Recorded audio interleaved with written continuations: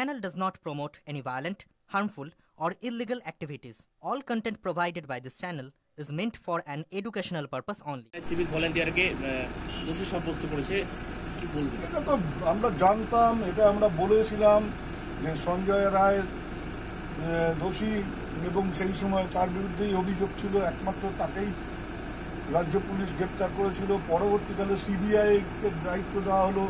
যারা বিশ্বাস করছিলেন না রাজ্য সরকারের পুলিশকে, তারা সিবিআই তদন্তের দাবি করলেন এবং সিবিআই তদন্ত করেও ওই একই সঞ্জয় রায়কেই চার্জশিট দিল এবং বললো যে একা সঞ্জয় রায়ের পক্ষে এটা করা সম্ভব। যারা যে একটা এক্সপার্ট টিম করেছিল, সেই এক্সপার্ট টিমের ওপিনিয়ন ছিল সঞ্জয় রায় একা এটা করতে পারে। তো স্বাভাবিক ব্যাপার, এটা দোষী সাব্যস্ত হবেই, জানা কথা ছিল, দোষী সাব্যস্ত হয়েছে। তবে এবার সাজাটা কি হয় তার জন্য আমরা তাকিয়ে আছি। আমরা চাই চরমতম সাজা হোক, একটা দৃষ্টান্ত স্থাপন হোক।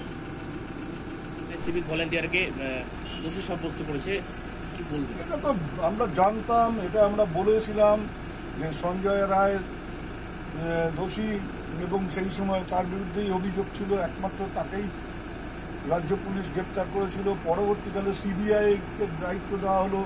যারা বিশ্বাস করছিলেন না রাজ্য সরকারের পুলিশকে, তারা সিবিআই তদন্তের দাবি করলেন এবং সিবিআই তদন্ত করেও ওই একই সঞ্জয় রায়কেই চার্জশিট দিল এবং বললো যে একা সঞ্জয় রায়ের পক্ষে এটা করা সম্ভব।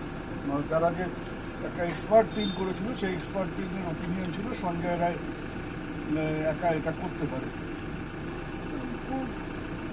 তো স্বাভাবিক ব্যাপার, এটা দোষী সাব্যস্ত হবেই, জানা কথা ছিল, দোষী সাব্যস্ত হয়েছে।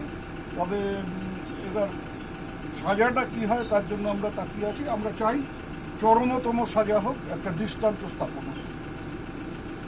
সিভিক ভলান্টিয়ারকে দোষী সাব্যস্ত করেছে, কি বলবেন? এটা তো আমরা জানতাম, এটা আমরা বলেছিলাম যে সঞ্জয় রায় দোষী এবং সেই সময় তার বিরুদ্ধেই অভিযোগ ছিল, একমাত্র তাকেই রাজ্য পুলিশ গ্রেপ্তার করেছিল। পরবর্তীকালে সিবিআইকে দায়িত্ব দেওয়া হলো। যারা বিশ্বাস করছিলেন না রাজ্য সরকারের পুলিশকে, তারা সিবিআই তদন্তের দাবি করলেন এবং সিবিআই তদন্ত করেও ওই একই সঞ্জয় রায়কেই চার্জশিট দিল এবং বললো যে একা সঞ্জয় রায়ের পক্ষে এটা করা সম্ভব।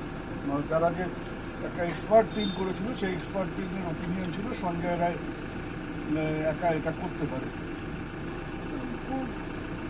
তো স্বাভাবিক ব্যাপার, এটা দোষী সাব্যস্ত হবেই, জানা কথা ছিল, দোষী সাব্যস্ত হয়েছে। তবে এবার সাজাটা কি হয় তার জন্য আমরা তাকিয়ে আছি। আমরা চাই চরমতম সাজা হোক, একটা দৃষ্টান্ত স্থাপন হোক।